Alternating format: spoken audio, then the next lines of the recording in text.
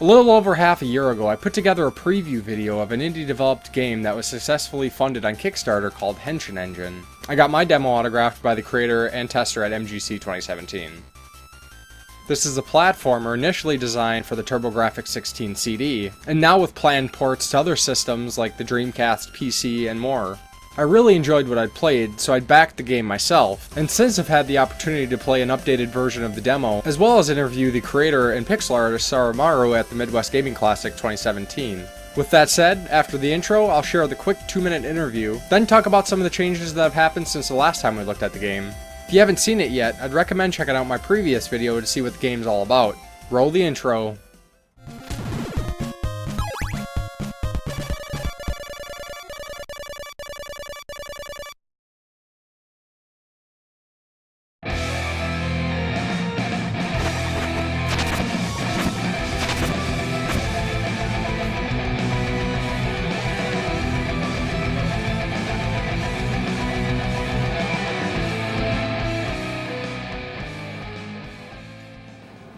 Alright, I'm here with Sarumaru, pixel artist and creator of Henshin Engine, which if anybody has been watching my channel should know about the game.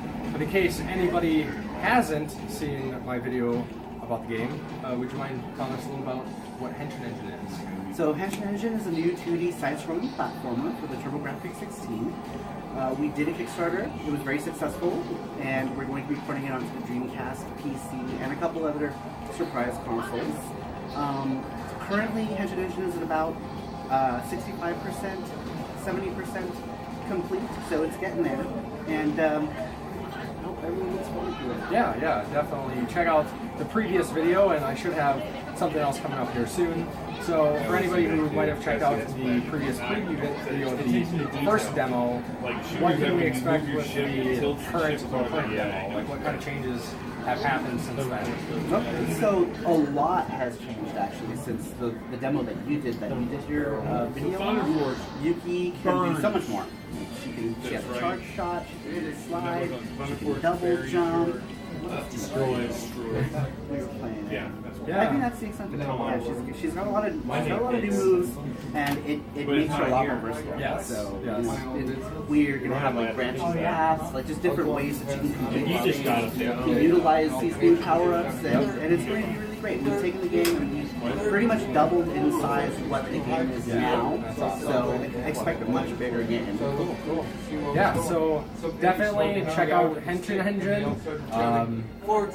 Yeah, so thanks for your time. No problem. Really looking forward to the final game. I'm really excited. Yeah, so everybody else is too. Yay! If you can make sure to check out henshinengine.com for more information, and follow us on Facebook at facebook.com/Henshin Engine. Awesome. Thanks, guys. Church here, and welcome to the Game Grinder. Today we'll be taking another look at the in-development Henshin Engine.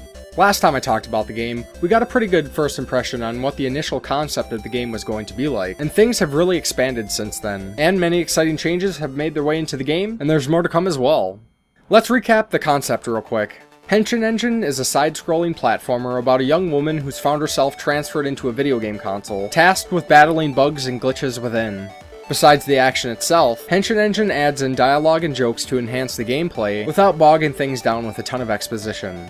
Throughout the game, we'll progress through many stages, which in essence are parodies of other games, paying homage and tribute to classics like Wonder Boy, Castlevania, Cotton, and Bonk. Last time we saw the game, it was mostly presented in a straightforward fashion, left-to-right movement and the usual controls of jumping and attacking. Though not drastically different since then, I think the added changes are huge, and really elevates the quality of the game and makes me more excited to see what else is coming. The most striking addition to the game comes from its levels, or the increase of the length of them. After my initial playthrough, as I said, which I really enjoyed, the only thing at the exact moment that I could have hoped for was the levels to be longer. They were pretty solid as is, but left something to be desired. The tutorial and Wonder Boy parody levels are the most obvious when it comes to the length change, since those two were featured in the original demo. The tutorial stage was over way too fast, and with that amazing backing soundtrack, I honestly wanted more game time, as well as some more time to listen to the song without having to stand still to do so. The second level I really think stands apart from its original version, not only extended, but with some pretty good area transitions to separate its parts. I really liked the changing of the background after the area transition, and the cavern section of the stage was not only longer, but then hearing the music change was an added surprise, and a real treat I thought. The cotton parody level lengthwise felt similar to what was present in the last demo, but the background art has been altered. What we saw before was actually a temporary placeholder, and again I found the changes to be very appealing. This stage also includes some pretty neat transitions as we approach the end. Completely new to this demo is the Castle Vampire, or Castlevania-like stage. This level mixes things up a little compared to the previous with some zigzag layout, so instead of just going from left to right the whole time, sends us in both directions, which I think is a good mix-up to the pace of what had been present in the previous levels. The last area is the initial section of the Bonk's Adventure parody level, and I can't say too much about it being as short as it is, but I'm really digging the potential. Of course, with the new stages, we get some pretty funny introductory dialogue segments as Yuki speaks to the other characters about each, and these are highlights to each level that I really enjoy. Besides some level changes, another huge addition to the game are power-ups. During certain levels, we'll come across cue cards, which are the physical format for the PC Engine or TurboGrafx-16 cartridges, and much like the description, give some pretty handy power-ups. Throughout the demo, we'll be introduced to 3 of these power-ups. The first being a charged attack, which allows Yuki to break through certain obstacles. Secondly, we'll get a slide move, which can also be used as an attack. Lastly, and one of the most desired power-ups in any platformer, the double jump is introduced. I always thought that adding in mechanics throughout a game were always a good thing, mixing up the formula as we progress, keeping things fresh as we continue through. With these, the only thing that I can hope for in future levels is that these various powers get utilized and remain useful throughout.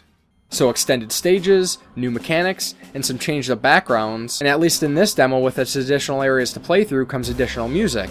Like I said in the previous video, I seriously love the music that was used for the game, and the 3 new songs included are an absolute treat. The cavern theme is dark and brooding, helping set an ominous mood, and the Castlevania and Bonk-like levels musics are fantastic throwbacks to what we might have been used to, but entirely original. Well, there we have it. I think it's pretty awesome to check out a game's development over time, though I usually avoid demos. This time I thought it would be a bit fun to be more involved. Just as I mentioned last time, a friend of mine who is working as a tester on the game introduced me to it, and neither of us have anything to gain by talking about the game. So for transparency's sake, I just wanted to make that known. If I didn't like the game, and a friend wanted me to talk about it, I might do so, but I wouldn't praise something that I didn't think deserved it. For me, this is a fun way to get involved with a new promising game, and talk about another instance of a great example of the new games being developed for a retro system. If you'd like to learn more about the game, be sure to visit the Henshin Engine website or Kickstarter page, and I'll provide links below. Thanks for checking out my preview update for Henshin Engine. What were your thoughts on the game? Let me know in the comments below. If you liked what you've seen or heard, please give the video a like, a share, and subscribe to see future videos. I'm on Twitter and Facebook as well, and I post a lot of other great game-related content there, and of course, links are in the description. Until next time on the Game Grinder.